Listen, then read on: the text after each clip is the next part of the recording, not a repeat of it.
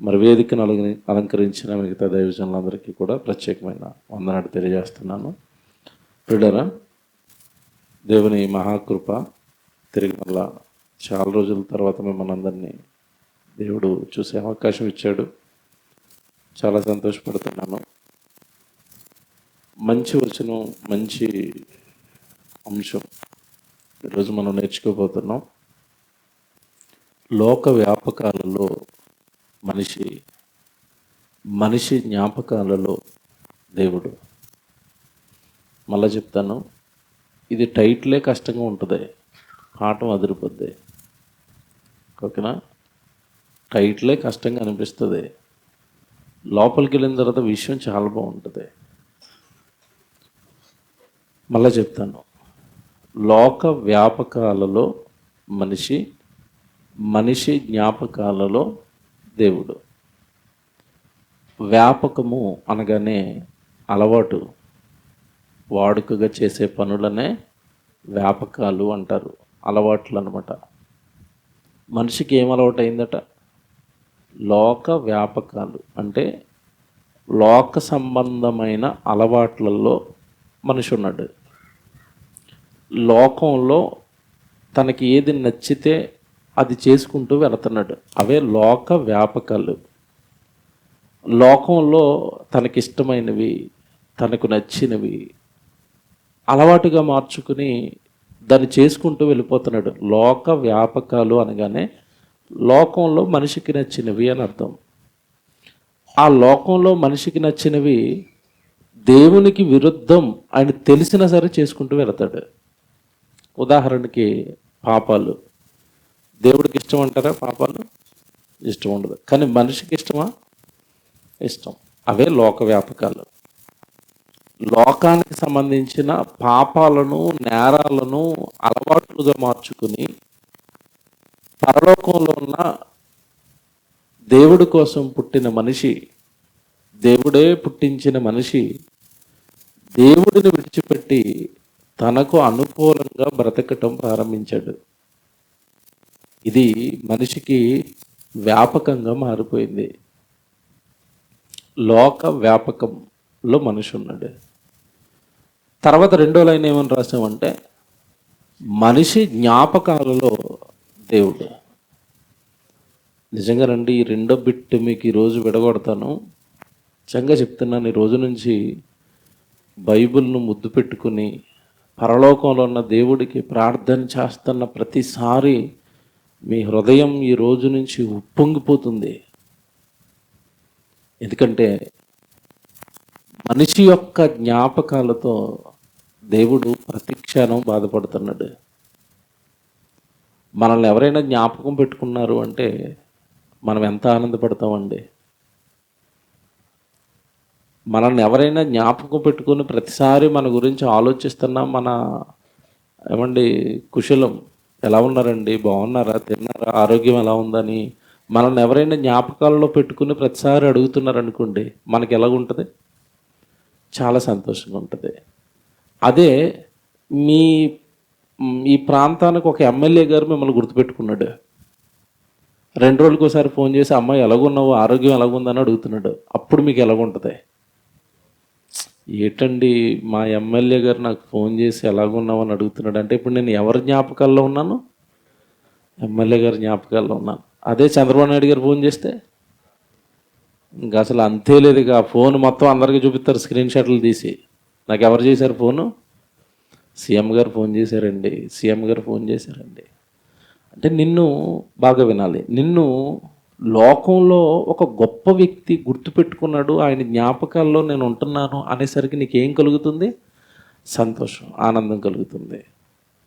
నేను రాసిన టైటిల్లో ఏమని పెట్టానంటే దేవుని జ్ఞాపకాలలో మనిషి జ్ఞాపకాలలో దేవుడు. అంటే నీ గురించిన జ్ఞాపకాలు ఎవరి దగ్గర ఉన్నాయి? ఇప్పుడు దేవుడి దగ్గర ఉన్నాయా? దేవుడు నీ జ్ఞాపకాలతో నీ కోసం ఎదురు చూస్తున్నాడా? నీ కోసం ఆలోచిస్తున్నాడా? అవునండి, ఆలోచిస్తున్నాడండి. చాలా బాగుంటాడు దేవుడు. ఈరోజు బాగా వినండి, చాలా బాగుంటాడు దేవుడు. దేవుణ్ణి విడిచిపెట్టి బ్రతుకుతున్న వాళ్ళందరూ ఎందుకు నేను ఇంతకాలం విడిచిపెట్టాను, దేవుడికి ఎందుకు అన్యాయం చేశాను అని బాధపడతారు. దేవుడికి అన్యాయం చేస్తున్న ప్రతి వాళ్ళు బాధపడతారండి. దేవుడి సన్నిధికి దూరం అయిపోయిన వాళ్ళు బాధపడతారు. దేవుడి వాక్యానికి దూరం అయిపోయిన వాళ్ళు బాధపడతారు. సంఘానికి దూరం అయిపోయిన వాళ్ళు బాధపడతారు. దేవుడిలో సరిగా ఉండని ప్రతి వాళ్ళు చాలా బాధపడిపోతారు. ఈరోజు ప్రసంగం మీకు కరెక్ట్గా అర్థమైతే, పిల్లరా, మనిషికేమో లోక వ్యాపకాలు, దేవుడికేమో మనిషి జ్ఞాపకాలు. ఏమంటే నిజంగా మనిషి అనగానే ఎందుకు దేవుడు జ్ఞాపకాల్లో పెట్టుకుంటాడండి? నన్ను దేవుడు ఎందుకు జ్ఞాపకాల్లో పెట్టుకోవాలి అంటే బైబిల్లో మాట ఉంది. ద్వితీయోపదేశకాండం తీయండి. ద్వితీయోపదేశకాండం 32వ అధ్యాయం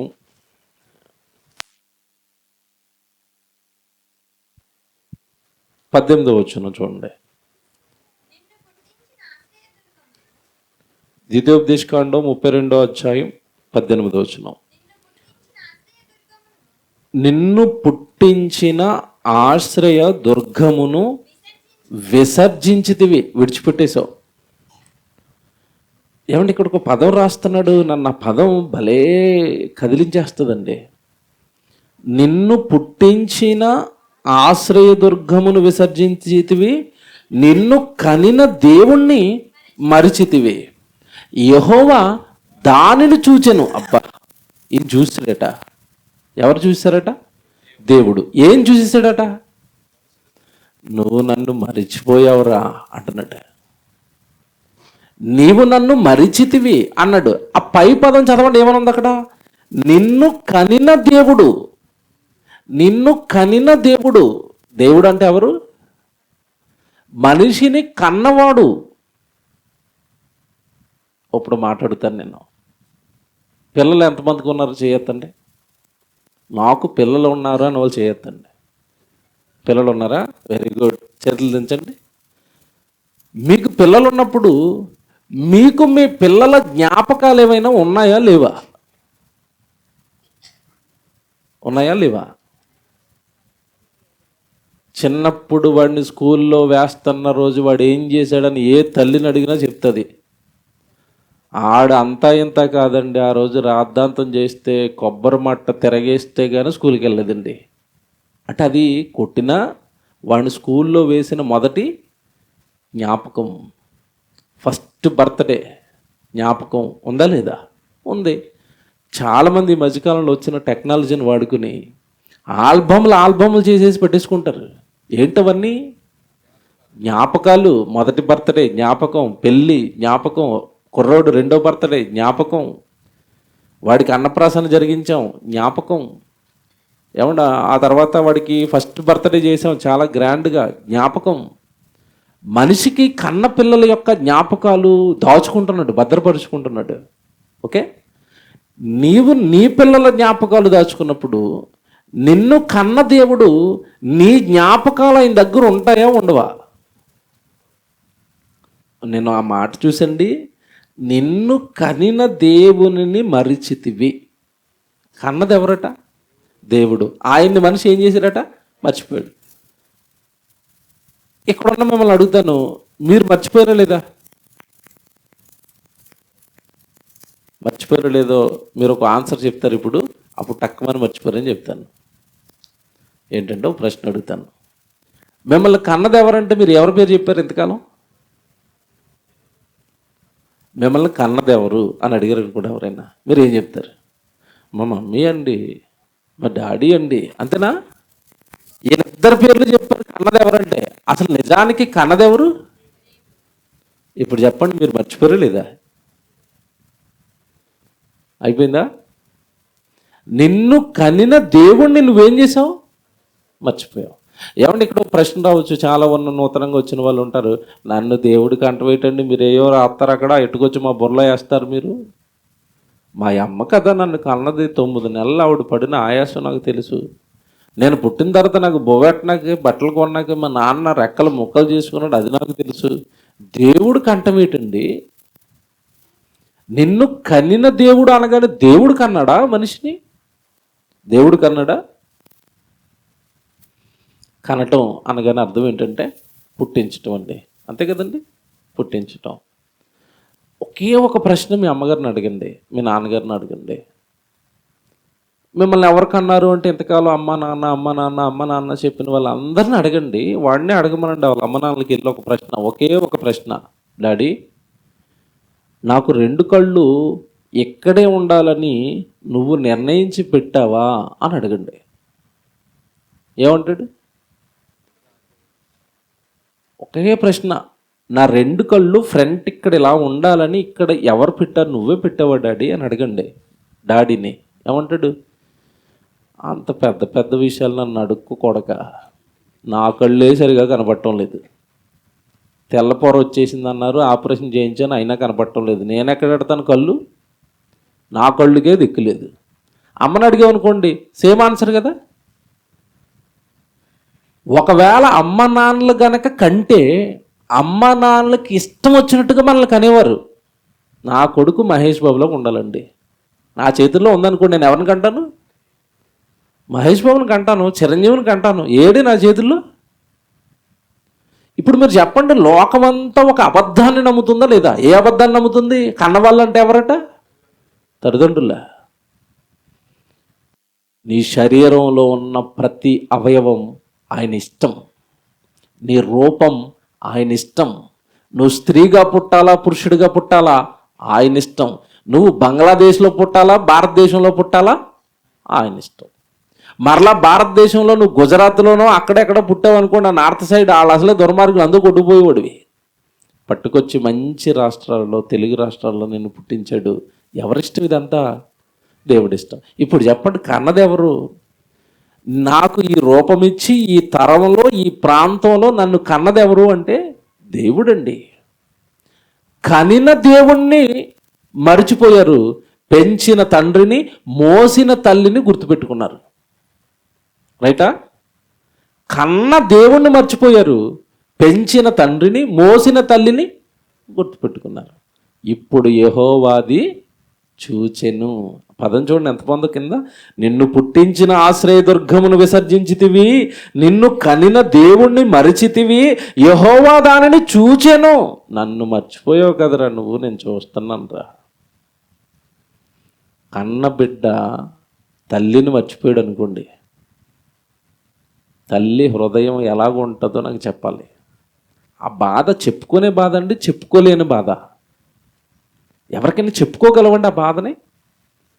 బిడ్డ ఎదిగిన తర్వాత, పెళ్లి చేసిన తర్వాత, పెళ్ళి అయిపోయిన తర్వాత అమ్మ నువ్వెవరు అన్నాడు అనుకోండి, పరిస్థితి ఏంటంటే తల్లిది. నాన్న నువ్వెవరు, మా ఇంట్లో ఎందుకుంటున్నావు అన్నాడు అనుకోండి కొడుకు. అమ్మ మనసు కానీ నాన్న మనసు కానీ ఏంటి చెప్పండి, పరిస్థితి ఏంటి చెప్పండి? తల్లడిల్లిపోరండి, ఎంత బాధపడిపోతారండి, కన్నీరు మున్నీరండి. ఇప్పటికీ చూడండి వృద్ధాశ్రమంలో పడిపోతారు చాలామంది తల్లులు. ఆ తల్లిని కదిలించండి, నా కొడుకు నన్ను మర్చిపోయాడండి, కోడలు వచ్చిన తర్వాత ఏడుస్తుంది కదండి, టచ్ చేస్తే ఏడుతుందండి. ఆ ఏడుపుకు కారణం ఏంటంటే ఆవిడ హృదయంలో ఉన్న బాధ. నన్ను మర్చిపోయాడు, వాడిని చిన్నతనం నుంచి వాడిని పెంచాను, వాడి కోసం ఎన్నో సేవలు చేశాను, వాడిని ఎంతో అల్లారు ముద్దుగా పెంచుకున్నాను, వాడి బోర్డు అన్ని జ్ఞాపకాలు పెట్టుకున్నాను నా దగ్గర, వాడు నన్ను ఈరోజు వృద్ధాశ్రమంలో వేసేసాడు. ఏడుతుందా తల్లి? ఏడుతుంది. ఈ మాటలో నేను ఒకటే ఈరోజు నేను చెప్పాలనుకుంటున్నది, నేను మిమ్మల్ని కన్నాను, మీరు నా పిల్లలు. ముద్దొచ్చినప్పుడు అండి పిల్లల్ని ఏమని పిలుస్తారు చెప్పండి?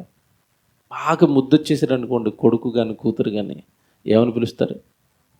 నా బంగారు బిడ్డ అండి, నా బిడ్డ అండి, నా ముద్దు బిడ్డ అండి అంటారు కదా. ఈ ద్వితీయోపదేశకాండంలో మీరు 14వ అధ్యాయానికి రండి. దేవుడు కన్నాడు కనుక ప్రేమతో పిల్లల్ని ఏమని పిలుస్తున్నాడు చూడండి. 14వ అధ్యాయం 1వ వచనం. ద్వితీయోపదేశకాండం 14వ అధ్యాయం ఏమండి 1వ వచనం. మీరు మీ దేవుడైన యెహోవాకు బిడ్డలు. ఆ పదం చూసారా? మీరు మీ దేవుడైన యెహోవాకు బిడ్డలు. ఎవరి బిడ్డలట? యెహోవా బిడ్డలట, దేవుని బిడ్డలట. మీరు మీ దేవుడైన యెహోవాకు బిడ్డలు కనుక, ఇదిగో మేము కళ్ళ ముందు ఎవడైనా చచ్చిపోతే ఆ చచ్చిపోయినని బట్టి మీరు చచ్చిపోకండి, వాడి కోసం మీ శరీరాలను అంతం చేసుకోకండి. మీ నాన్న ఒక ఆయన ఉన్నాడు, ఎదురు చూస్తున్నాడు. మీ నాన్న, మీరు ఆయనకి ఏమవుతారు? బిడ్డ. బిడ్డ. తెలంగాణలోనండి ఈ పదానికి చాలా వెయిట్ ఉంటుంది, మీకు తెలుసో లేదో. తెలంగాణ యాసలో బిడ్డ అనగానే ఆడబిడ్డ అంటారు. తెలుసా మీకు? ఆడబిడ్డ అంటారు. ఆ బిడ్డ కళ్ళంప నీళ్లు పెడితేనండి ఇంట్లో ఉన్న వాళ్ళందరూ అగ్గైపోతారు. రే, ఆడబిడ్డను ఏడిపిస్తున్నారేటరా, ఒప్పుకోరు అసలు. ఆడబిడ్డండి చాలా మృదువుగా ఉండాలి, వాళ్ళని ఏడిపించకూడదు. వాళ్ళు ఏడిస్తే మన ఇంటికి ఏం తగులుతుంది? అరిష్టం, శాపం తగులుతుంది అంటారు. పిల్లరా, భూమి మీద ఉన్న మనుషులందరూ కూడా దేవుడికి ఏమవుతారట? బిడ్డలవుతారు, బిడ్డలవుతారు, బిడ్డలవుతారు. మరి ఈ బిడ్డల జ్ఞాపకాలు దేవుడికి ఉంటాయా, ఉండవా? ఉంటాయి. కానీ ఆయనేమో బిడ్డలని, నేను మిమ్మల్ని కన్నాను అని, మీకోసం ఎదురు చూశాను అని, మీరు భూమి మీదకి వెళ్ళిన తర్వాత నా మహిమకు కీర్తి ఘనత తీసుకుని వస్తుంటే మిమ్మల్ని చూసి ఆనందపడిపోవాలని పరలోకంలో నుండి నరులను పరిశీలిస్తుంటే దేవుడు భూమి మీద ఉన్న మనుషులు ఏం చేస్తున్నారు తెలుసా?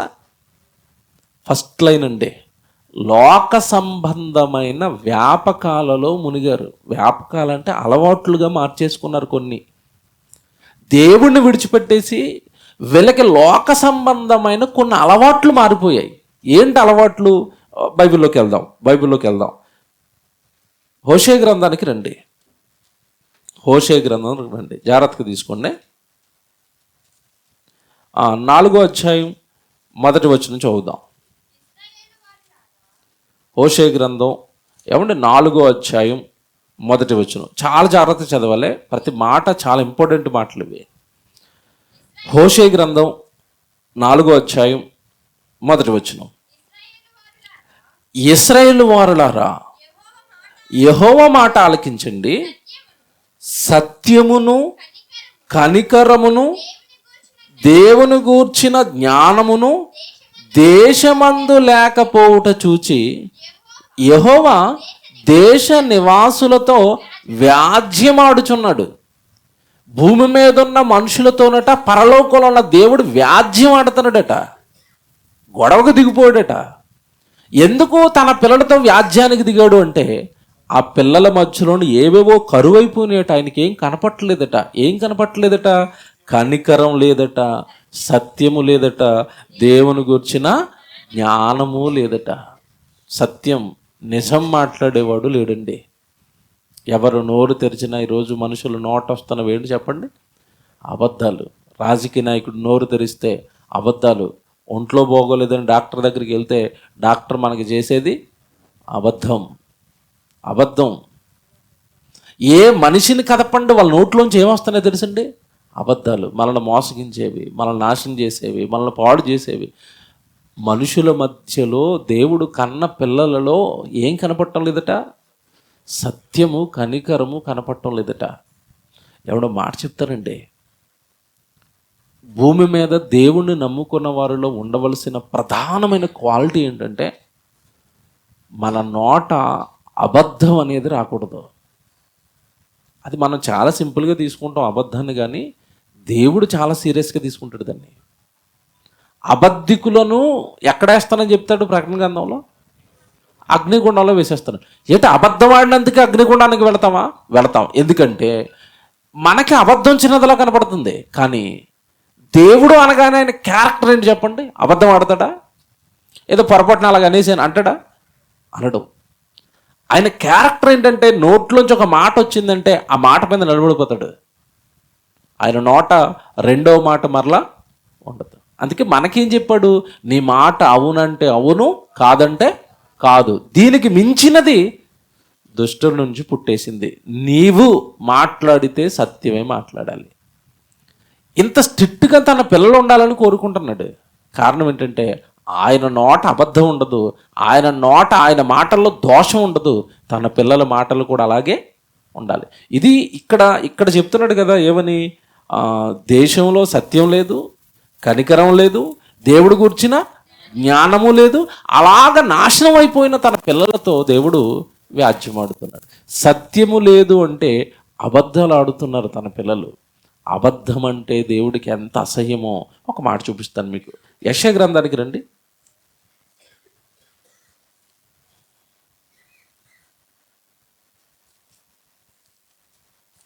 తన పిల్లల క్యారెక్టర్ ఎలాగుండాలని చెప్తున్నాడో 63వ అధ్యాయం 8వ వచనం.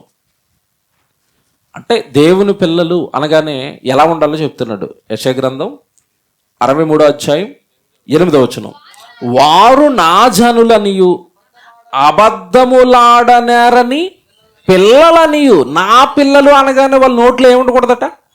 బా. వారు నా జనులనియు అబద్ధములాడనేరని పిల్లలనియు అనుకొని ఆయన వారికి రక్షకుడాయను. వారి యావత్ బాధలలో ఆయన బాధ నొందెను. ఎవరు? అబ్బా, మనిషికి బాధ వస్తుంటే దేవుడు బాధపడిపోతున్నాడట. ఎందుకంటే నా పిల్లలు అమాయకులు కదా, అబద్ధం ఆడటం కూడా రాదు కదా. ఏమంటే నా జీవితంలో నేనండి ఒక తల్లిని చూసండి చాలా బాధపడిపోయానండి. ఒక తల్లి, కొడుకు హైదరాబాద్లో ఉంటాడు. ఆ తల్లికి ఏదో అనారోగ్యం వచ్చింది, హాస్పిటల్కి వచ్చిందండి. హాస్పిటల్కి వచ్చిన తర్వాత డాక్టర్ చెప్పారు ఇప్పుడు ఎక్కువ రోజులు బతకదని. కొడుకు పాపం సర్వ ప్రయత్నాలు చేస్తున్నాడండి ఆ తల్లిని బతికించుకోవడానికి. లక్షలు ఖర్చు పెడుతున్నాడు. ఏలో పనియా ప్రార్థన చేద్దరు కానీ రండి అని నన్ను పిలిచాడు. నన్ను పిలిచి తమ్ముడు ఎక్కడికో వెళ్ళాడండి, ఏదో జ్యూస్ ఏదో పట్టుకురావడానికి. నా తల్లి దగ్గరికి వెళ్ళాను, ప్రార్థన చేశాను, మాట్లాడుతున్నాను. అప్పుడు ఆ తల్లి అంటుందండి, నాన్న నేను ఎలాగో ఉండనట, నేను చచ్చిపోతానట, నా కొడుకు మాత్రం చాలా అమాయకుడు నాన్న అంటుంది. వాడికి బతకటం తెలియదు నాన్న, కొంచెం నువ్వు ఆదరించవా, కొంచెం నువ్వు వాడి వెనకాల ఉండవా, కొంచెం వాడికి తోడుగా ఉండవా, నా కొడుక్కి బ్రతకటం రాదు నాన్న. వాడి నోట్లో అసలు అబద్ధం కానీ, వాడి నోట్లో ఏవి కపటం కానీ ఏముండదు నాన్న. ఈ క్రూరమైన ఈ భయంకరమైన ప్రపంచంలో వాడు ఎలా బతుకుతాడో అని భయం వేస్తుంది నాకు అంటుంది. చచ్చిపోతూ కూడా ఎవరి గురించి ఆలోచిస్తుంది? కొడుకు గురించి. ఎందుకు కొడుకు గురించి ఆలోచిస్తుంది అంటే, కొడుకు నిజంగానండి ఆవిడ అన్నట్టుగానే ఉంటాడు ఈ కుర్రాడు. పాపం చాలా మంచోడండి, ఏమి తెలియదండి పాపం. చిన్న ప్రాబ్లం వచ్చి హాస్పిటల్లో జాయిన్ చేస్తారంటే, పెద్ద హాస్పిటల్ అది, లక్షలు, 4 లక్షలు 5 లక్షలు బిల్లు వేస్తారండి. ఏమి చేయని వైద్యానికి. ఈడు ఇలాగే మోసపోతాడు నాన్న, ఏమి తెలియదు నాయన, అప్పులు అయిపోతాడు నాన్న, నా కొడుకుని చూసుకొని అన్న. ఇప్పుడు దేవుడి మాట చదవండి అక్కడ, వారు నా జనులనియు అబద్ధములాడనారని పిల్లలనియు అనుకొని ఆయన వారికి ఏమైపోతున్నాడట? నా పిల్లల వెనకాల నేను ఉండాలి, వాళ్ళకి అబద్ధాలు తెలియదు, వాళ్ళకి ఏమీ తెలియదు పాపం. లోకంలో మా డాడీ మా తండ్రి అనుకుని నా కోసం బ్రతికేస్తున్నారు వాళ్ళు. లోక సంబంధమైన అబద్ధాల్లో లేరు వాళ్ళు, లోక సంబంధమైన వ్యాపకాల్లో లేరు వాళ్ళు. మా డాడీ చెప్పాడు పరలోకంలో ఉన్న దేవుడు అని, బైబిల్లో ఏది రాస్తే దాన్ని పట్టుకుని బతికేస్తున్నారు నా పిల్లలు.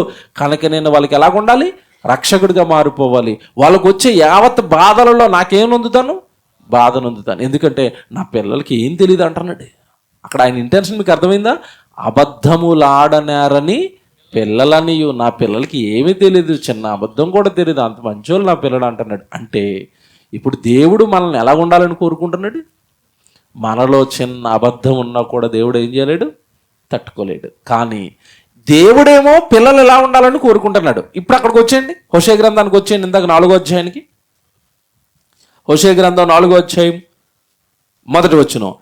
ఇశ్రాయేలు వారలారా యెహోవా మాట ఆలకించండి. సత్యమును కనికరమును దేవుని గూర్చిన జ్ఞానమును దేశమందు లేకపోవట చూచి యెహోవా దేశ నివాసులతో వ్యాజ్యమాడుచున్నాడు. 2వ వచనం బాగా అండర్లైన్ చేసుకోండి. అబద్ధ సాక్ష్యము పలుకుటయు, అబద్ధమాడుటయు, హత్య చేయుటయు, దొంగిలించుటయు, వ్యభిచరించుటయు వాడుకయ్యను. ఇప్పుడు చెప్పండి, దానికి ఇంకో పదం అలవాటుగా మారిపోయింది. ఇంకో పదం చెప్పండి, వ్యాపకంగా మారిపోయింది. ఇదే టైటిల్, ఏమీ లేదు, తిప్పి ఇక్కడే ఉందన్నాను. అదే మనుషులకట అబద్ధ సాక్ష్యాలు చెప్పటం, అబద్ధాలు ఆడటం, ఏమంటే దొంగతనాలు చేయటం, నరహత్యలు చేయటం, వ్యభిచారం చేయటం మనుషులకి ఏమైపోయిందట? వాడుకయ్యను. వాడుక అలవాటుగా మారిపోయింది. పిల్లరా, వాడుక అంటే అర్థం ఏంటో తెలుసా? పొద్దున్నే లేచి మొహం కడుక్కుంటాను, అదేంటి? వాడుక. తర్వాత స్నానం చేస్తాను, చెప్పండి, వాడుక. ఇయ్యండి అలవాట్లు అంటే స్నానం చేస్తాను, అలాగే పొద్దున్నే టిఫిన్ చేస్తాను, ఏంటది? వాడుక. ఒక్కొక్కరికి ఒక్కొక్క వాడుక. ఒకరు ఇడ్లీలు తింటారు, ఒకరు పూరీ తింటారు. పూరీ ఎందుకు తింటున్నావు అంటే ఏమంటాడు? నా వాడుక, నాకు అలవాటు అండి, పూరీలు అంటే నాకు ఇష్టం. అలాగ పొంగు ఉండాలి, దాని నిండా నూనె కారుతూ ఉండాలి, అప్పుడు కానీ నన్ను అలిక్కి ఎక్కదండి, నాకు అలవాటు అయిపోయినాయండి పూరీలు. ఏమండి పూరీలు వాడుక. ఏం చేస్తాం? దీని బాబు నీకు ఏం కావాలో చెప్పు, వేస్తాం పూరీలు. వాడుక. నాకు ప్రతిరోజు నాన్ వెజ్ ఉంటే కానీ తినలేనండి. మొక్క ఉంటే కానీ నాకు ముద్ద దిగదు. ఇదేంటిది? వాడుక. కొంతమంది రోజు నాకు పప్పుకూర కావాలంటారు, అది వాళ్ళకి వాడుక. ఇప్పుడు మీకు అర్థమవుతుందా వాడుక అంటే ఏంటో? ప్రతిరోజు మనం ఖచ్చితంగా చేసే పనినే ఏమంటారు? వాడుక. ఈ పనులు అలవాట్లుగా ఉన్నాయట ఏమండి మనుషులకి, కానీ వీళ్ళకి ఇక్కడ చెప్తున్న ప్రజలకి ఏం అలవాట్లుగా మారిపోయినాయట? ఖచ్చితంగా ప్రతిరోజు నేను ఒక్క అబద్ధ సాక్ష్యమైనా చెప్పకపోతే నాకు నిద్ర రాదు, అది ఆడికి వాడుక. ఒక్కసారైనా రోజుకి అబద్ధం ఆడకపోతే నాకు నిద్ర రాదు, నేను మంచం ఎక్కలేను, హాయిగా నిద్రపోలేను, ఇది నాకు వాడుక. ఏం వాడుకలండి ఇవి? ఏం అలవాట్లు ఇవి? అసలు వాడుకలుగా ఉండొచ్చా మనిషికి? అక్కడేమిందాక దేవుడు ఏం కోరుకుంటున్నాడు? నా పిల్లలు చాలా మంచోళ్ళండి, అబద్ధం ఆడటం కూడా రాదండి అంటున్నాడు ఆయన. అలా ఉండాలి తన పిల్లలను కోరుకుంటే భూమి మీద మనిషి బ్రతికేంటండి ఇలాగుంది. చివరికి ఇవేవో పొరపాటున అబద్ధం ఆడేశానండి అంటే పర్వాలేదు, పొరపాటున ఉన్న పొట్టలో పొడి చేశానండి, పొరపాటున పొడి చేశానండి పర్వాలేదు, పొరపాటు కాదట, వాడుకట. ఇదేంటండి ఇదేం దారుణం అండి ఇది? నన్ను ఒక్కడైనా పొడకపోతే నాకు నిద్ర రావట్లేదండి, వాడుకట. అడిగి మర్డర్ చేయడం వాడుకట, వ్యభిచారం చేయడం వాడుకట. నేను ఆ పదం చూశాను, అసలు నేను ఎలాగ ఎక్స్ప్లెయిన్ చేయాలో పిల్లలకన్నా నాకేం అర్థం అవ్వలేదు. అది వాడుకేంటండి? మొహం కడుక్కోవటం వాడుక, ఎవరన్నా పొట్టం వాడుకేటండి?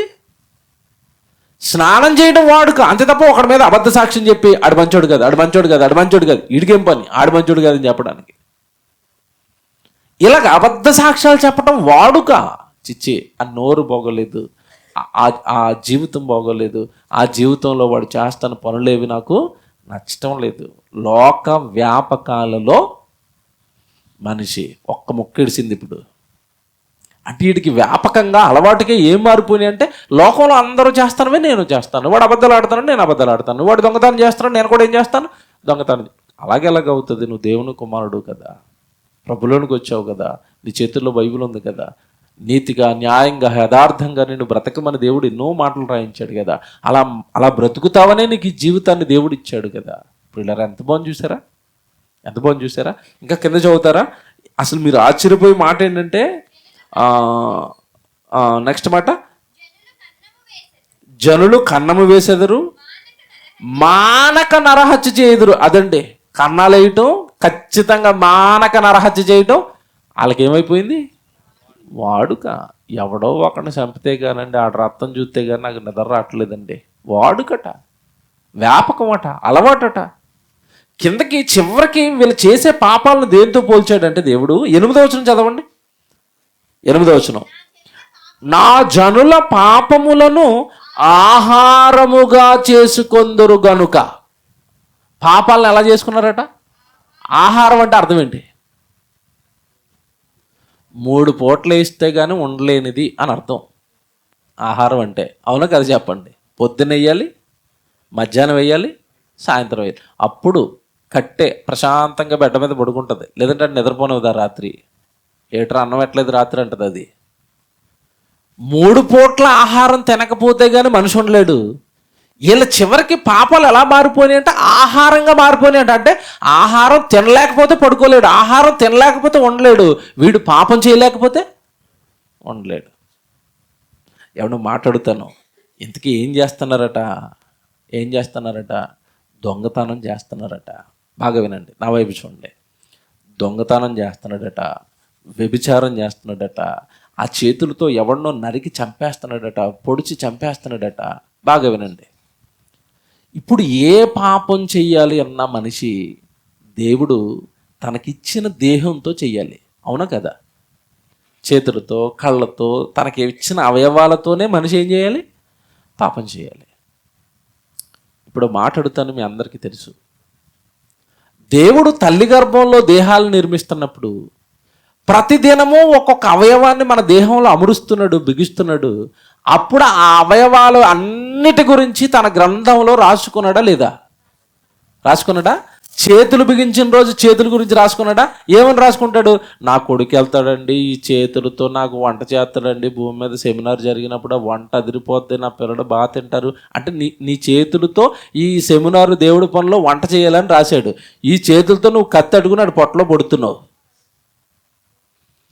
దేవుడికి ఈ చేతులు బిగించినప్పుడు జ్ఞాపకాలు ఒక పక్క, ఆ చేతులతో నువ్వు మర్డర్ చేస్తుంటే మరొక పక్క బాధ. అవన్నీ గుర్తొస్తున్నాయి. వీడికి చేతులు బిగించినప్పుడు ఏమనుకున్నాను, వీడి భూమి మీదకి వచ్చి ఆ చేతులతో ఏం చేస్తున్నాడు, వీడికి కళ్ళు బిగించినప్పుడు ఏమనుకున్నాను, వీడు ఆ కళ్ళతో ఏం చేస్తున్నాడు, వీడికి కాళ్ళు బిగించినప్పుడు సువార్తలకు వెళ్ళిపోతాడు కదా అని కాళ్ళు చేశాను, వీడేమో ప్రతిరోజు ఎవడో ఒకరిని చంపడానికి మార్కెట్కి వెళ్ళిపోతాడు కత్తట్టుకుని. ఏట కాళ్ళు, ఏంట చేతులు, ఏంట కళ్ళు, ఏంట నోరు, ఏంట ఆ చెవులు, ఏంట అవయవాలకి దేవుడు బిగించేటప్పుడు జ్ఞాపకాలతో రాసుకుని మరి దేహాలు ఇస్తే, ఆ దేహాలతో భూమి మీదకి వచ్చి మనుషులు పాపాలు చేస్తుంటే, ఎవడే నోరిచ్చిన దేవుడు ఆ నోటితో నువ్వు బూతులు తిడుతుంటే, ఏమంటే ఆ నోటిని బట్టి దేవుడు బాధపడతాడు.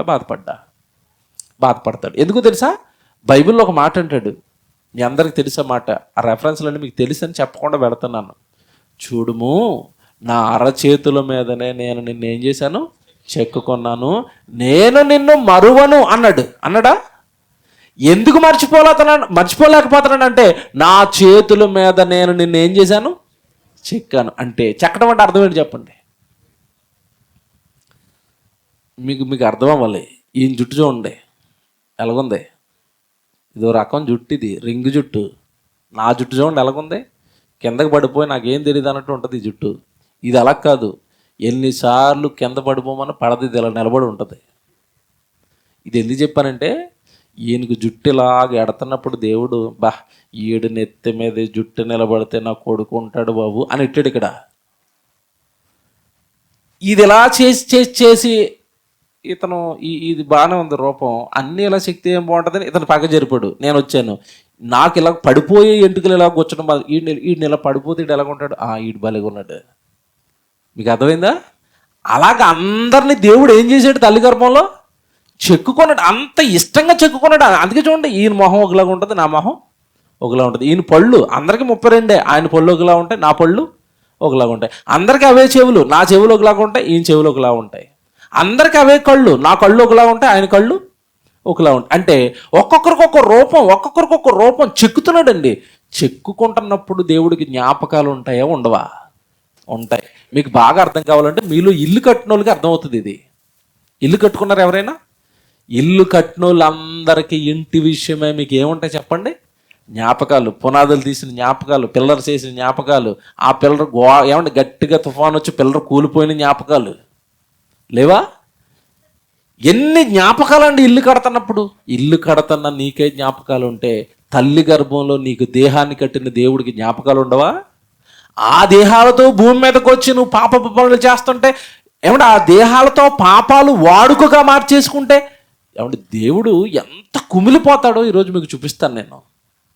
మనిషికి పాపాలు వాడుకగా మారిపోయినట, వ్యాపకం, లోక సంబంధమైన వ్యాపకాలలో మనిషి పడిపోయాడు.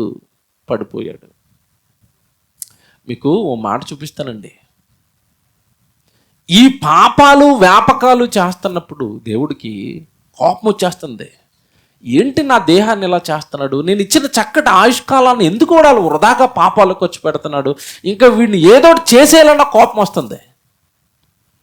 కోపం వచ్చిన ప్రతిసారి ఏం జ్ఞాపకం వస్తున్నాయో తెలుసండి దేవుడికి?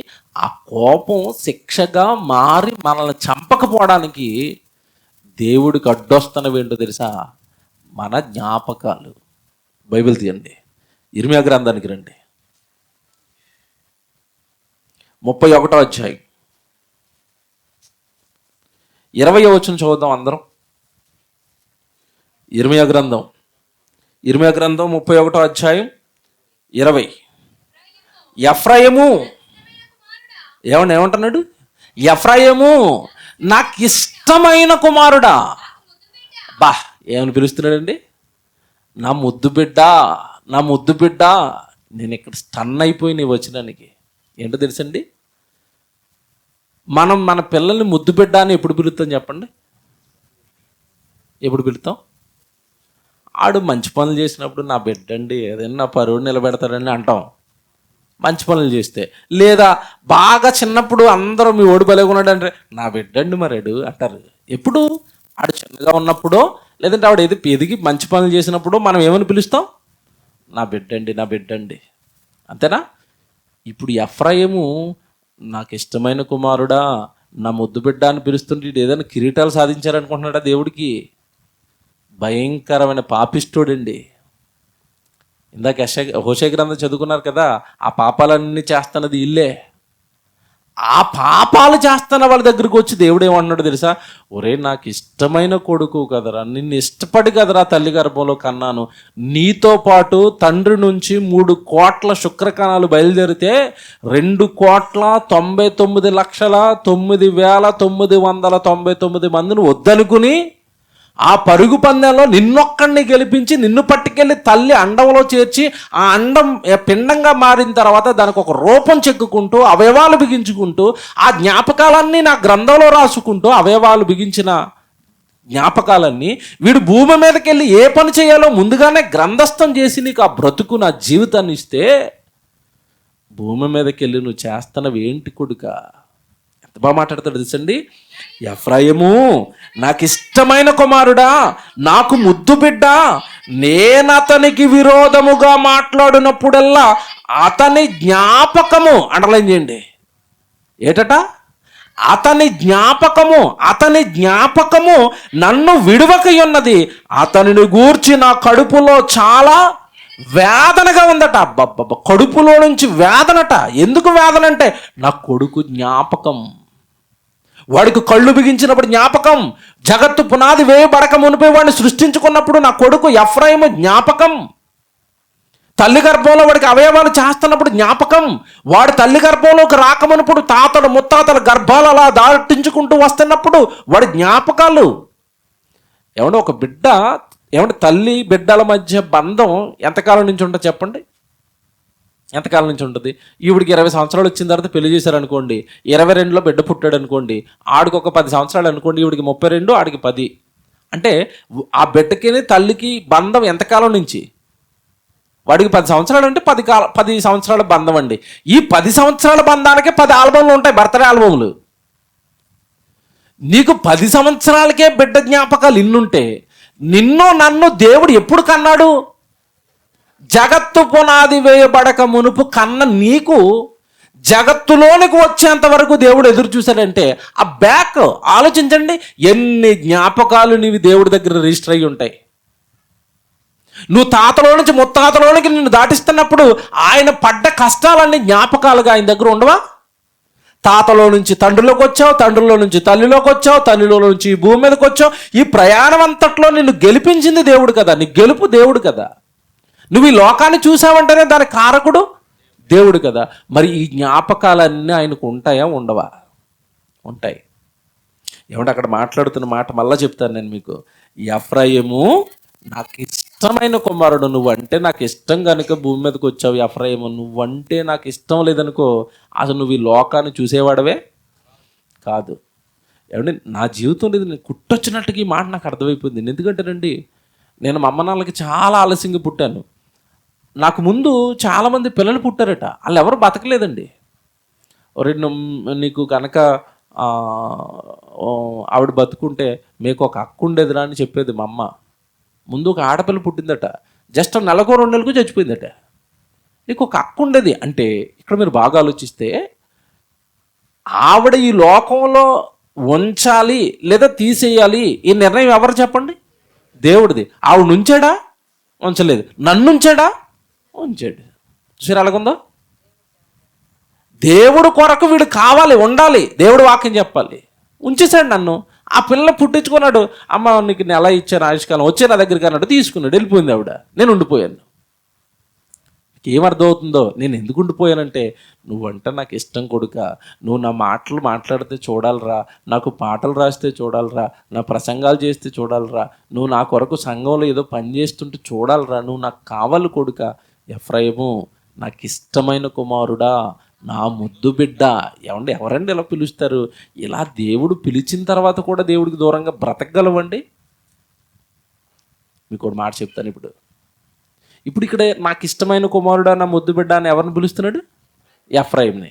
ఇప్పుడు మాట్లాడుతాను, ఎఫ్రాయిమే ముద్దు బిడ్డ, మనందరం ముద్దు బిడ్డలమేనా? ఎఫ్రాయిం అంటేనే దేవుడికి ఇష్టమా, మనందరం అంటే దేవుడికి ఇష్టమా? మనందరం అంటే దేవుడికి ఇష్టం. ఇప్పుడు మీరు ఏం చేయాలంటే బైబిల్ చదువుతున్నప్పుడు ఇర్మియా గ్రంథం 31:20 చదువుతున్నప్పుడు ఆ ఎఫ్రాయిము అని ఉంది కదా, అక్కడ మీ పేరు పెట్టి చదువుకోండి. ఎలాగుంది? ఇప్పుడు ఈయన పేరు పెట్టి చదవనా? ఈయన పేరు పెట్టి చదవనా? అదే వచ్చిన ఈయన పేరు పెట్టి చదవనా? మైకేలు నాకు ఇష్టమైన కుమారుడా అన్నాడు అనుకోండి, ఏమైపోద్దండి? చిచ్చి బాబోయ్, ఏంటి నాకు ఎవరిష్టమని, ఎవరు నాకు ఇష్టమైన కుమారుడు అని అడుగుతున్నారు? ప్రారంభంలో ఒక ఉదాహరణ చెప్పాను మీకు. మీ ఎమ్మెల్యే రోజు బాగున్నావంటే మీకు ఏమనిపించింది?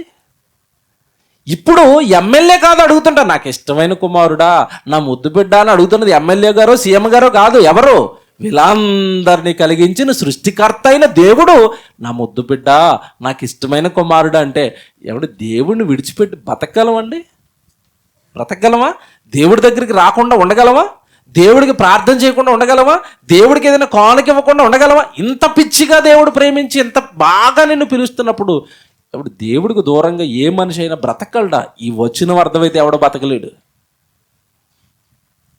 ఎఫ్రాయిము నాకు ఇష్టమైన కుమారుడా, నా ముద్దు బిడ్డ, నేను అతనికి విరోధముగా మాట్లాడినప్పుడల్లా, అంటే ఒరే నువ్వు చేస్తున్న పాపాలకి నిన్ను చంపేయాలనుకుంటున్నాను అన్నాడు.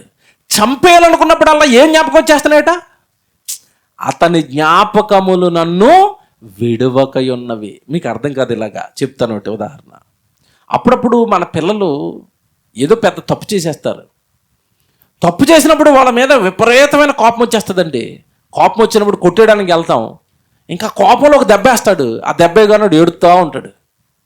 ఏడుస్తూ ఉంటే నిజంగా వాడు ఏడుపు చూసినప్పుడు అండి, కొట్టిన తన తండ్రి కానీ తల్లి కానీ మనసు ఏమైపోతుంది చెప్పాలా? కొంచెం మనమే కంట్రోల్ అయ్యి ఉంటే బాగున్నాం, అనవసరంగా వేసాము వీపు మీద. ఆడు ఏడుస్తూ ఉంటే ఈలోపు నెమ్మదిగా అమ్మగారు వస్తారు. ఎవరు?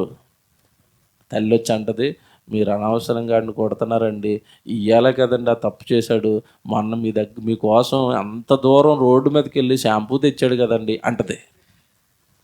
అప్పుడు ఎలాగుంటుంది దీనికి? మీకు అర్థమైందా?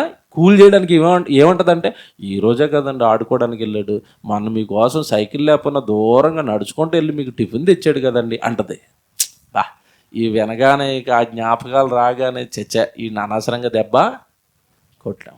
చూసారా?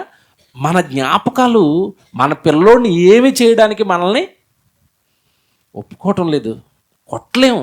ఎందుకంటే వాడు మాట్లాడిన మాటలు, డాడీ అనుకుంటూ మన చుట్టూ తిరిగాడు, డాడీ అనుకుంటూ మన వెనకాల ఉన్న వాళ్ళు, మనకేదో సాయం చేసిన వాళ్ళు, మనం ఏదో మంచం మీద ఉంటే పట్టుకొచ్చి ట్యాబ్లెట్ ఇచ్చినప్పుడు, మనం బయటకు వెళ్ళి వచ్చినప్పుడు డాడీ వాటర్ కావాలని వాటర్ ఇచ్చిన, ఇవన్నీ మనకి ఏమొస్తాయి? జ్ఞాపకాలు. జ్ఞాపకాలు. ఈ జ్ఞాపకాలే పిల్లల్ని ఏమి చేయనివో. అవునంటారు కాదంటారు? మీరు చెప్పండి. పిల్లల్ని మనం ఏమి చేయకపోవడానికి ఇది ఒకటే కారణం. వాడు చిన్నప్పటి నుంచి మన మీద చూపించిన ప్రేమ, మనం ఆడి మీద చూపించిన ప్రేమ అంతా మనకేమొస్తుంది? జ్ఞాపకం. గుర్తులతో ఏం చేయలేమండి వాళ్ళని. ఇప్పుడు దేవుడు పళ్ళు కొరికేస్తున్నాడు ఎఫ్రాయిం చేసిన పనికి. ఏం చేశాడో కూడా చెప్తాను నేను. ఎంత కోపం ఎందుకు అయిపోతున్నాడు దేవుడు, వీడు ఏం చేశాడో కూడా చెప్తాను.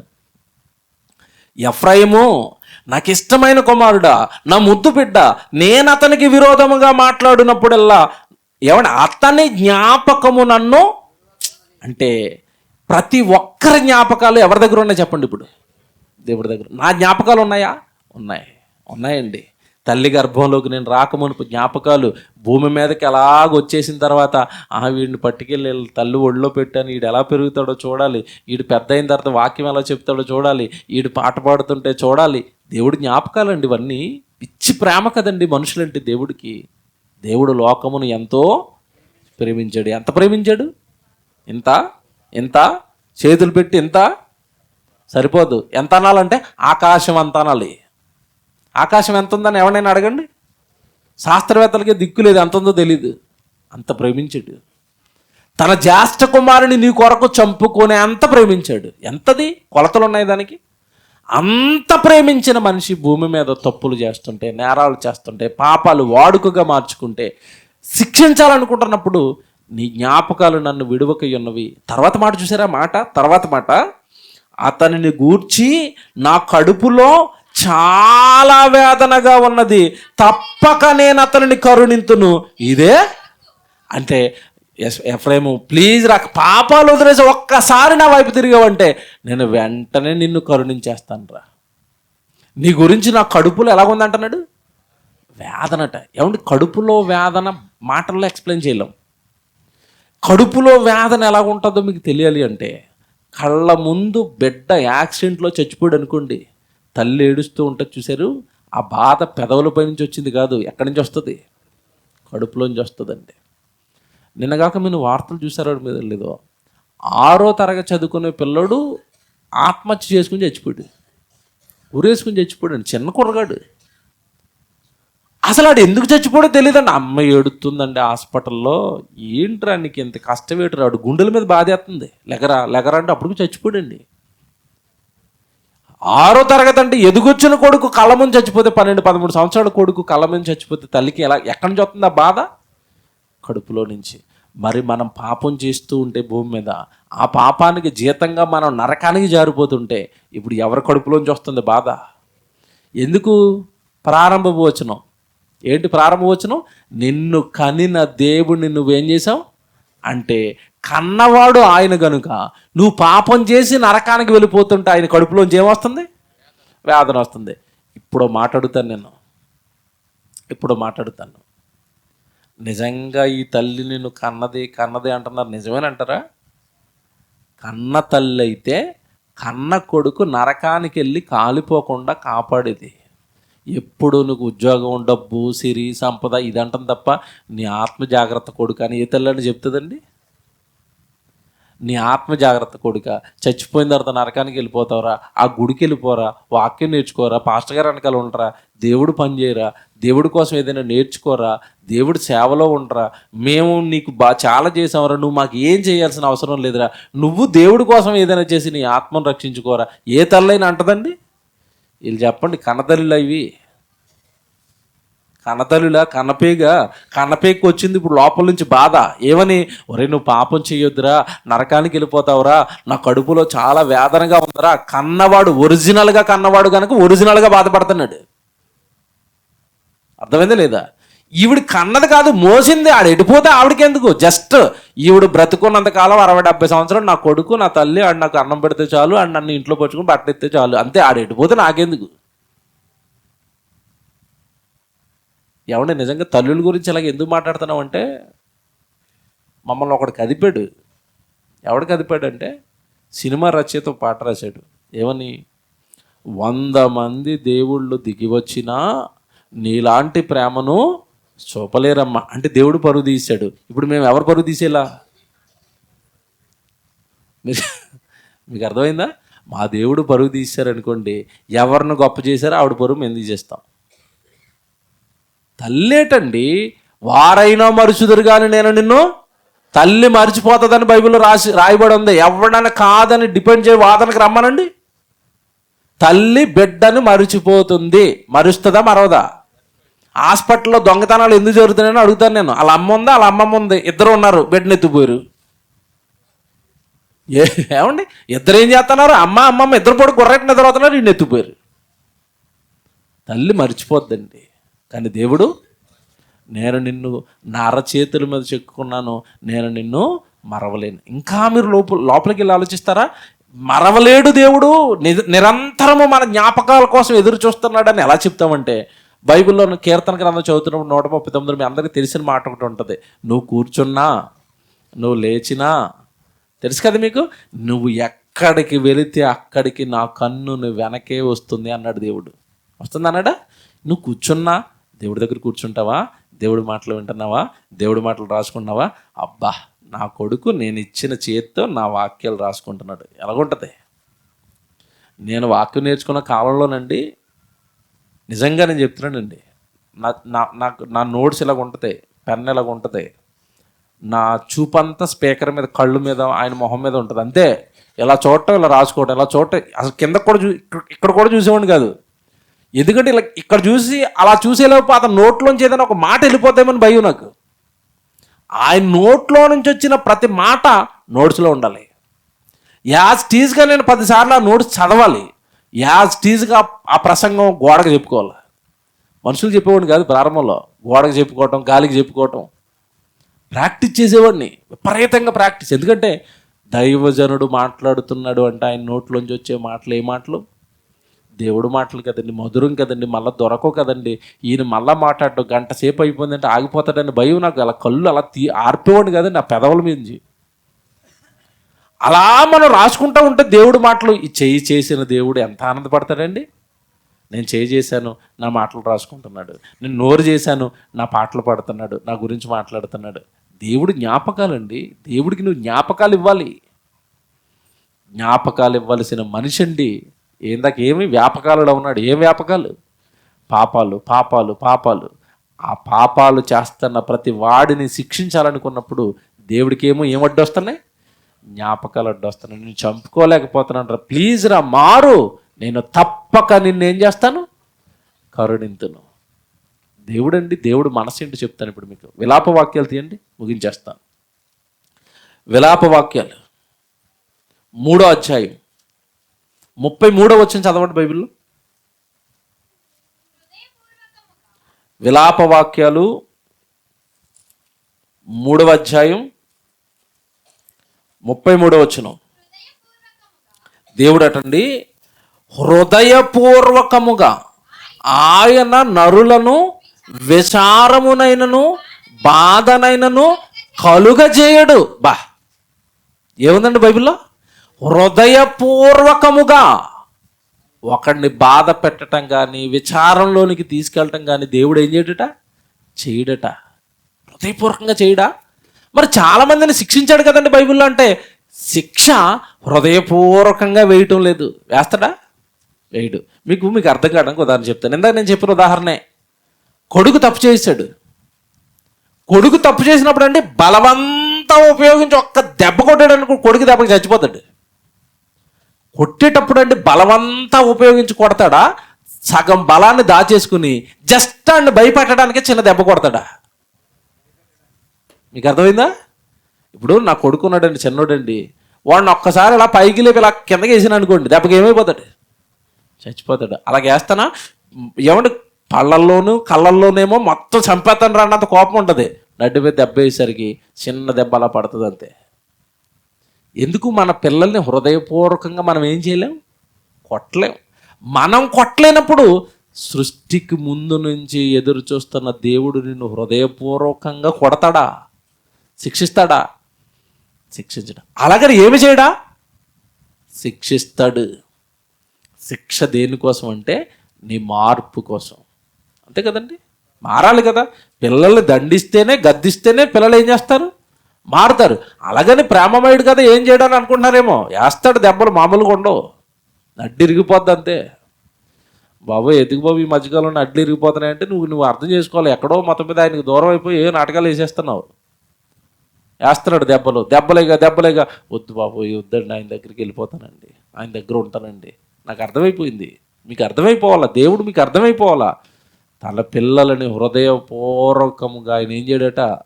శిక్షించాడు, విచారించాడు, బాధ పెట్టాడటండి. దేవుడిని ఎంత బాగుంది చూసారా? దేవుడు మనసు ఎంత బాగుంది చూసారా? ఎందుకో హృదయపూర్వకంగా శిక్షించలేకపోతున్నాడంటే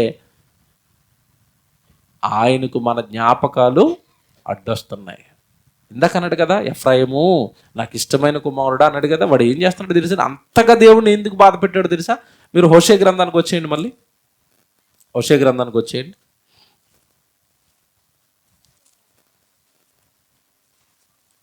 హోషే గ్రంథం 5వ అధ్యాయం 11వ వచనం చూద్దాం ఒకసారి. ఏమండి? హోషే గ్రంథం 5వ అధ్యాయం 11వ వచనం. ఎఫ్రాయిమీలు మానవ పద్ధతిని బట్టి ప్రవర్తింపగోరువారు. ఎఫ్రాయిము అనగానే ఒక అతని గురించి కాదండి అక్కడ మాట్లాడింది. ఆ గోత్రం మొత్తం ఏమైపోయారట? ఎలాంటి పనులు చేస్తున్నారట? మానవ పద్ధతిని బట్టి ప్రవర్తింపగోరువారు. అంటే వీళ్ళ జీవితాల్లో దైవ పద్ధతులకి ఏమంటే అవకాశం లేదా? లేదు. మానవ పద్ధతులట. మానవ పద్ధతులు అంటే ఏంటి చెప్పండి? నేను పుట్టాను కాబట్టి చదువుకోవాలి, చదువు అయిపోయింది, నెక్స్ట్ ఉద్యోగం, ఆ తర్వాత పెళ్ళి, ఆ తర్వాత పిల్లలు, ఆ తర్వాత ఇంకేముంది, వీళ్ళ మట్టుకెళ్ళి మళ్ళీ కాన్వెంట్లో వేయటం. ఇదేనా మనిషి బ్రతుకు? పుట్టాను, తినాలి, త్రాగాలి, చదువుకోవాలి, ఉద్యోగాలు చేసుకోవాలి, పెళ్ళిళ్ళు చేసుకోవాలి, చచ్చిపోవాలి. మరి పుట్టించిన దేవుడికి ఏమి చేయవా? పుట్టించిన దేవుడి కోసం బ్రతకవా? మానవ పద్ధతులా నీ జీవితంలో? మనుషులు బ్రతుకుతున్నట్టుగానే బ్రతుకుతున్నావా? పుట్టించిన దేవుడు నీ మీద ఎన్నో ఆశలు పెట్టుకున్నాడు కదా, నీ మీద ఎన్నో కలలు కన్నాడు కదా, అవన్నీ విడిచిపెట్టి మానవ పద్ధతుల్లోనికి వెళుతున్నాడు. ఈ హోషే వెళ్ళిపోయాడండి, క్షమించండి, ఎఫ్రాయిం వెళ్ళిపోయాడు, విగ్రహాలతో కలిసిపోయాడు, విగ్రహార్పితాలు అయిపోయాయి, పిల్లల్ని పట్టుకెళ్ళి బలులు ఇస్తున్నాడు విగ్రహాలకి, క్రూరుడిగా భయంకరుడిగా మారిపోయాడండి. పిల్లరా, మానవ పద్ధతులను బట్టి ప్రవర్తింపగోరువారు వారికి అధిక శ్రమ కలుగును, వారు శిక్షింపబడి హింసనందుదురు, బాధింపబడుదురు. ఎఫ్రాయిమీయులకు చెమ్మట పురుగు వలెను, యోధా వారికి వత్సపు పురుగు వలెను నేనందును. చూసారండి, తాను రోగి యగుట ఎఫ్రాయిము చూచెను, తనకు పుండు కలుగుట యోధా చూచెను, అప్పుడు ఎఫ్రాయిము అష్షూరుల యొద్దకు పోయెను. ఇంత బాధలు, ఇంత కష్టాలు జరుగుతుంటే ఎఫ్రాయిం కూడా దేవుడి దగ్గరికి రావట్లేదట. ఎక్కడికి వెళ్తున్నాడట? మళ్ళీ అష్షూరు దగ్గరికి వెళ్తున్నాడట. అంటే నిన్ను పుట్టించిన దేవుడిని నువ్వేం చేసావు అన్నాడు ప్రారంభంలో? విసర్జించావు, మరి చేసావు. అంటే మనిషికి ఎన్ని కష్టాలు వచ్చినా వచ్చి, దేవా నేను ఏమైనా తప్పు చేశానా, లేకపోతే సాతాను నన్ను ఏమైనా శోధిస్తుందా, నా కష్టాలకి కారణం ఏంటని ఒదిగుండవలసింది ఎవరి దగ్గర చెప్పండి? దేవుడి దగ్గర. దేవుడిని విడిచిపెట్టి లోకంలో పడ్డాడు. మీకు అర్థమైంది? ఇప్పుడు లోక వ్యాపకాలలో మనిషి జ్ఞాపకాలతో దేవుడు. చాలా కోపం వస్తుంది దేవుడికి, చంపేయాలనుకుంటున్నాడు, కానీ దేవుడికి అడ్డొస్తున్నవి మన జ్ఞాపకాలు. నీ జ్ఞాపకము నన్ను విడవకై ఉన్నది ఎఫ్రాయిము, నీ జ్ఞాపకము నన్ను విడవకై ఉన్నది. ఎఫ్రాయిము జ్ఞాపకం, ఎఫ్రాయిము యొక్క గుర్తులు దేవుడు మదిలో ఉండిపోయి ఎఫ్రాయిముని ఏం చేయలేకపోతున్నాడు. ఈరోజు మన గుర్తులు, మన జ్ఞాపకాలు దేవుడు మదిలో ఉండిపోయి మనం ఎంత పాపం చేస్తున్నా దేవుడు మనల్ని కూడా ఆ జ్ఞాపకాలు అడ్డొచ్చి మనకి క్షమ దొరుకుతుంది తప్ప, లేదంటే దేవుడు తలుచుకుంటే మనం ఈ లోకంలో ఉండవండి. కనుక ప్రిల్లరా, దేవుడిచ్చిన చక్కటి ఆయుష్కాలం, దేవుడిచ్చిన చక్కటి జీవితం, పైపెచ్చుని మరలా చెప్తున్నాను, ఇది మీ జ్ఞాపకాలతో దేవుడు ఎదురు చూస్తున్నాడు. అంతకంటే గొప్ప ప్రేమ ఏముంటుందండి? సృష్టికర్త మదిలో నా జ్ఞాపకాలు ఉన్నాయి అన్నప్పుడు నువ్వెంత భక్తిగా బ్రతకాలి, ఎంత జాగ్రత్తగా బ్రతకాలి దేవుడి దగ్గర. కనుక దేవుని పిల్లలారా, మనం చేసే నేరాలు, మనం చేసే పాపాలకు దేవుడు విసిగిపోతున్నాడు. కానీ మనల్ని కాపాడుతున్నవి ఏంటో తెలుసా? ఆయన మదిలో మన మీద ఉన్న జ్ఞాపకాలు. వాటిని అలాగే భద్రం చేసుకోండి. ఏమంటే అప్పుడప్పుడు చూడండి, కొంతమంది కోపం వచ్చినప్పటికి జ్ఞాపకాలు తుడుచుకుంటారు లేదా? కూతురు తండ్రికి ఇష్టం లేని పెళ్లి చేసుకుని ఇంటికి వచ్చింది, దండలైన్ చేసుకుని, అప్పుడు డైలాగ్ వేస్తాడు, ఇక మీదట నా మదిలో నువ్వేమైపోయావు? చచ్చిపోయావు. ఇంట్లో ఫోటోలు ఉంటాయి, ఫోటోలన్నీ పట్టుకొచ్చి బయట వేస్తాడు, అగ్గుపుల్లేసి తగలబెట్టేస్తాడు. అంటే ఈవిడ జ్ఞాపకాలు ఇక నా మదిలో, నా ఇంట్లో ఉండకూడదు. నాన్న కోపం వస్తే ఈ జ్ఞాపకాలు తీసేస్తే, పరలోకంలో ఉన్న నాన్నకి జ్ఞాపకం వచ్చి ఒక్కసారి నీ జ్ఞాపకాలుగా తీసాడు అనుకోండి, ఇంకా అదే భూమి మీద మనకి చివరి రోజు. ఇంక ఈడు ఎంత ప్రేమించినా, ఎంత గుర్తుపెట్టుకున్నా, ఎంత లాక్కుందామని ట్రై చేసినా, ఎంత కరుణిందామని ట్రై చేసినా, ఈడు మారే రకం కాదని ఒక్కసారి తీసాడు అనుకోండి జ్ఞాపకాలు, అదే చివరి రోజు మనం అందరం పడిపోయే రోజు. ఎక్కడ పడతాం? వెళ్ళి నరకంలో. ఇక దాని వంక నేను చూడను బాబోయ్, దానికి నాకు సంబంధం లేదంటాడు. అంతే. మనిషి నువ్వు భూమి మీద ఉన్నప్పుడు నీ వైపు చూస్తాడు, పాతాళానికి వెళ్ళిపోతే చూడ తెలుసా? పాతాళంలో చాలామంది ఏడుతున్నారు, నా ముద్దుపెట్టలు ఏడుతున్నారు అంటాడేటి, దుర్మార్గులు పోయారు రా బాబు, గొడవ పోయింది నాకు అంటున్నాడు. అంటే అవకాశం మనకి ఎప్పుడు మారడానికి అంటే భూమి మీద ఉండగా, ఆయుష్కాలం ఉండగా చక్కబెట్టుకుందాం, దేవుడి కొరకు బ్రతుకుదాం. చక్కగా మంచి సంఘంలో ఉన్నారు, పనిచేసే సంఘంలో ఉన్నారు, సత్యవాక్యానికి సంబంధించిన సంఘంలో ఉన్నారు. గొప్పగా ఎదగండి, మీ ఆత్మీయ జీవితాలను బలపరచుకోండి. ఉన్నతంగా దేవుడికి మరిన్ని జ్ఞాపకాలు మనం ఏం చేయాలి? ఆయనకి ఆల్రెడీ మనం పుట్టకముందు జ్ఞాపకాలు ఉన్నాయి. భూమి మీదకి వచ్చిన తర్వాత మనం ఏం చేయాలంటే మరిన్ని జ్ఞాపకాలు ఇవ్వాలి, దేవుడిని గణపరచాలి, దేవుడిని గొప్ప చేయాలి. ఎవరి మధ్యకాలంలో నా జీవితంలో ఒక అద్భుతం జరిగిందండి. నిజంగా ఆశ్చర్యపోతున్నాను ఇప్పటికీ. దేవుడు కళ్ళ ముందే ఉంటాడు అనడానికి నేను నా జీవితంలో జరిగిన ఒక సంఘటన చెప్తాను. నేను ఒక సినిమా తీశాను, వీళ్ళు ఎంతమందికి తెలుసో, సకల శాస్త్రాలను అధిగమించిన బైబిల్. చాలా బాగుంటుందండి అది. చాలా డబ్బులు ఖర్చు పెట్టాను దానికి, సుమారు 6.5 లక్షలు ఖర్చు పెట్టాను. సంఘం కొంతవరకు ఇచ్చింది, వాళ్ళు ఓపిక అయిపోయింది. తర్వాత నేను ముందున్నాను, సినిమాకి డబ్బులు బాగా అయిపోతున్నాయి, నేను కొన్ని అప్పులు చేశాను. అప్పులు చేసి ఎలాగైనా సినిమాని రిలీజ్ చేయాలని కంకణం కట్టుకున్నాం. చేయిస్తున్నాను, పని జరుగుతుంది. రిలీజింగ్ డేట్ దగ్గర పడిపోయింది, కొన్ని డబ్బులు ఇవ్వాలి, డబ్బులు లేవు, అయిపోయినాయి. ఒకసారి ఇంట్లో అలా చూస్తే ఖరీదైంది ఒకటే ఉంది మా ఇంట్లో. నేను తోలుకునే బండి సిబి షైన్ ఈఎంఐలో కొనుక్కున్నాను, బండి ఉంది. వెంటనే బండి అమ్మేశాను. ఆ డబ్బులు పట్టుకొచ్చండి సినిమాకి ఇచ్చాను. సినిమా రిలీజ్ అయిపోయింది, హ్యాపీ. సినిమా ఎలా ఉందో మీరు ఎంతమంది చూసారో నాకు తెలియదు. అదిరిపోద్ది సినిమా. అది బైబిల్ అంటే ఇదిరా, అందరికీ అసలు కళ్ళు తెరిపించే సినిమా. అది ఎంత జ్ఞానం ఉందా బైబిల్లో, అంత హెవీ స్క్రిప్ట్, అంత బలంగా రాశాను కనుక దెయ్యం దాన్ని ఆపడానికి చాలా ట్రై చేసింది. మానసిక ఇబ్బందులు, ఆర్థిక ఇబ్బందులు నన్ను చాలా పెట్టింది. బండి అమ్మేశాను. నాకు తెలుసండి, నేను ఆ సినిమా రిలీజ్ చేసి 2 సంవత్సరాలు అయ్యి ఉంటుంది, 2 years అయింది. మొన్న ఒక అద్భుతం జరిగిందండి. అసలు వాళ్ళు ఎవరో నాకు తెలీదు, మా సంఘం కాదు, నాకు ముఖపరిచయం కూడా లేదు. కుకట్పల్లిలో వేరే సంఘానికి వెళ్తారు వాళ్ళదొక సంఘం. వాళ్ళకు ముగ్గురండి ఈ సకల శాస్త్రాలను అధిగమించిన బైబిల్ సినిమా చూశారట. చాలా నచ్చింది వాళ్ళకి, బైబిల్ గురించి చాలా బాగా చెప్పారని. ఆ ముగ్గురులో ఒక అతనండి, నా బండి, అతను మంచి బండి అండి, చాలా కాస్ట్లీ బండి, కొత్త బండి. నా బండి ఎవరైనా దైవజనుడికి ఇవ్వాలని కోరుకున్నాడట. అందులో ఒక అతనికి నేను ఇచ్చేయాలి నా బండి ఎవరికైనా దైవజనుడికి, సేవకని కోరుకున్నాడట. వాళ్ళు మీకు తెలుసు కదండి, బయట వాళ్ళు ఏదైనా చేయాలనుకున్నప్పుడు ముందు ఏం చేస్తారో తెలుసు వాళ్ళు, తండ్రి నేను బండి ఇవ్వాలనుకుంటున్నాను తండ్రి, మరి మీరు ఎవరికి చేర్చాలనుకుంటున్నారో ఆ దైవజనుడు ఎవరో మాకు చూపించండి అని వీళ్ళు ప్రార్థనలో ఉన్నారు. ఇందులో ఒక అతనండి, ఈ సకల శాస్త్రాన్ని అధిగమించిన సినిమా తీసిన ఆయనకి ఇస్తే బాగుంటుంది, చాలా బాగా తీసాడని ఒక అతనికి పుట్టిన తలాంతు.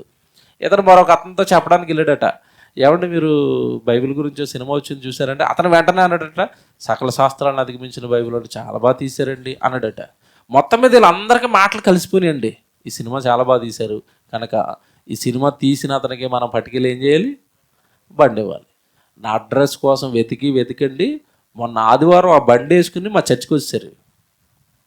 ఆ చర్చిలో తాళం ఇచ్చేసి నాకు, అన్నయ్య మేము సేవకుడికి బండి ఇవ్వాలనుకున్నాం, మీ సినిమా చూసాం, ఇదిగో బండి, కొత్త బండి అండి. ఇప్పుడు మీకు ఏమర్థమైంది చెప్పండి? దేవుడి కోసం ఏదైనా చేస్తే దేవుడు మర్చిపోడు. నేను అమ్ముకున్నదేమో సుత్తుబండి, నా దగ్గరకు వచ్చిందేమో పెద్ద బండి. ఎలాగుంది? సివి షైన్ అండి, చిన్న బండి. నేను అమ్మేసింది ₹1,00,000 బండి, ఇది 2 లక్షల వరకు పెద్ద బండి అండి. పట్టుకొచ్చి అలా తాళం ఇచ్చేసి, ఆర్సీ ఇచ్చేసి, మీరు ఎప్పుడు కావాలంటే అప్పుడు రిజిస్టర్ చేసేస్తాం అన్నయ్య అని ఇచ్చేసి వెళ్ళిపోయారు. అన్నీ షాక్ అయిపోయింది నేను. దేవుడు పంపిస్తే అలా పంపుతాడు. ఏలే ఎక్కడున్నాడట? అరణ్యం, ఓ కేరేతు వాగు, కరువు. నాకు ఫుడ్ ఎలా డాడీ అంటే, ఎందుకు టెన్షన్ పడుతున్నా, మన వాళ్ళు ఉన్నారు కదా సప్లయర్స్, ఎవరు? కాకులు ఫుడ్ ఎట్టుకెళ్ళటం ఏంటండి? మీకు అర్థమైందా? దేవుడు మనిషికి చెయ్యాలనుకుంటే ఆ చేసే విధానాలు అసలు మానవ ఆలోచనకు కూడా అందవు. కనుక మనం దేవుడి కోసం భూమి మీద ఏం చేసినా దేవుడి జ్ఞాపకాల్లోకి వెళ్ళిపోతున్నాడు. నేను అక్కడ బండి పోగొట్టుకోవడం ఏంటి సినిమా కోసం, అదే సినిమా చూసాను బండి ఎట్టుకు రావడం ఏంటి? మీకు అర్థమైందా? మన జ్ఞాపకాలు దేవుడు పెట్టుకుంటున్నాడా లేదా? మీకు ఉదాహరణ చెప్తున్నాడు, పెట్టుకుంటున్నాడా లేదా? పెట్టుకున్నాడండి, ఏది మర్చిపోడండి. ఏమనుకున్నారో దేవుడు, మీరు ఇక్కడికి వచ్చి వంట చేశారా, లేదంటే ఈ కార్యక్రమానికి ఒక ₹1000 ఇచ్చారా, దేవుడి కోసం ఏదైనా కరపత్ర చేశారా, లేదా దేవుడి కోసం ఒక వాక్యం చెప్పారా, దేవుడి కోసం ఒక పాట పాడారా, మీకు తెలుసో లేదో, దేవుడి కోసం మీరు ఏది చేసినా ఆయన మర్చిపోడు. ఎలా చెప్తారంటారా? బైబిల్ ఒక వాగ్దానం చేశాడు, నా నిమిత్తము గన్నెడు చన్నీళ్ళు కనుక వాడు ఇస్తే వాడు దాని ప్రతిఫలము పోగొట్టుకోడు. అంటే అర్థం ఏంటి? నా కోసం ఒక గ్లాస్ వాటర్ ఇస్తే నేను గుర్తుపెట్టేసుకుంటాను. ఏం గుర్తులండి బాబు ఇవి? నీళ్ళు ఇచ్చిన వాళ్ళు ఎవరైనా గుర్తుపెట్టుకుంటారండి? ఎవడో బంగారం వంగరిస్తే గుర్తుపెట్టుకుంటాం అయ్యగారిని, నీళ్ళు ఇచ్చిన వాళ్ళు ఎవడు గుర్తుపెట్టుకుంటాడండి? మీకు అర్థమవుతుందా? ఎవరైనా బట్టలు కొంటే మంచి కాస్ట్లీ ఇస్తే గుర్తుపెట్టుకుంటాం. వాటర్ బాటిల్ ఇచ్చి తాగండి అంటే, మీరు వాటర్ బాటిల్ ఇచ్చారండి, జీవితంలో మిమ్మల్ని మర్చిపోను, మీరే నాకు దేవుడు అంటారేంటి ₹20 వాటర్ బాటిల్కి? కానీ దేవుడు అంటున్నాడు, నా కోసం గిన్నెడు వాటర్ ఇస్తే మర్చిపోను. అన్నాడు. ఏం దేవుడండి, మీకు ఏం అర్థమవుతున్నాడో. కనుక దేవుడి కోసం చేసుకొని ఏ చిన్న అవకాశం వచ్చినా మీరు విడిచిపెట్టకండి, చేసుకోండి దేవుడికి. తర్వాత మీరు అనుభవిస్తారు. ఇప్పుడు అర్థమవ్వవు నేను చెప్పేవి. చచ్చిపోయిన తర్వాత ఏంటండి, నేను ఈ చిన్న చిన్న చేసినందుకు నా కోసం ఇంత ఆస్తి సమకూర్చాడా పరలోకంలో, నా కోసం ఇన్ని కలలు కన్నాడా, నా గురించి ఇంత ఆశ పెట్టుకున్నాడా కన్నతండ్రని మీరు ఆశ్చర్యపోతారు పరలోకం వెళ్ళి. కనుక దేవుడు మన జ్ఞాపకాలతో బ్రతుకుతున్నాడు. దేవుడికి మరిన్ని జ్ఞాపకాలు మనం ఏం చేయాలి, ఇవ్వాలి. అంతే తప్ప ఆ పాత జ్ఞాపకాలు తుడిచేసే పనులు మాత్రం మనం చేయకూడదు. ప్రార్థన చేసుకుందాం. ప్రేమ కలిగిన తండ్రి, పరిశుద్ధుడా, పవిత్రుడా, నిజంగా మేమంటే మీరు ఎంత ప్రేమ మీ లేఖనాలు చదువుతున్నప్పుడు మాకు అర్థమైపోతుంది తండ్రి. నాకు ఇష్టమైన కుమారుడా, నా ముద్దు బిడ్డ అని ఎంత ప్రేమతో పిలుస్తున్నారు తండ్రి. ఆ పిలుపు అర్థమైన, ఆ పిలుపు వెనకాలన్న మీ మనసు అర్థమైన మనిషి జీవితకాలం మీ కొరకు బ్రతుకుతాడు, మీకు జ్ఞాపకాలు ఇవ్వడానికి ప్రయత్నిస్తాడు తండ్రి. లోక వ్యాపకాలలో పడ్డ మనుషులను బట్టి మీరు బాధపడుతున్నారు, ఆ పాపాలను బట్టి శిక్షించాలనుకుంటున్నారు.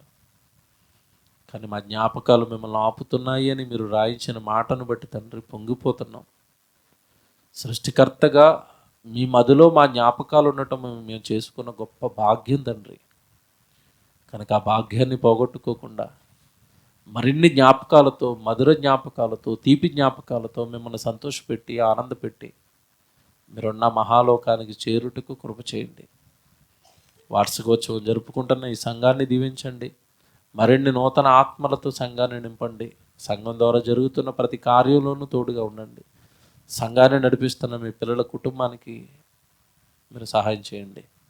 వారికి మంచి ఆరోగ్యాలు ఇవ్వండి. వారికి మీరు ఇచ్చిన గర్భఫలాలు బిడ్డలిద్దరిని జ్ఞాపకం చేసుకోనండి.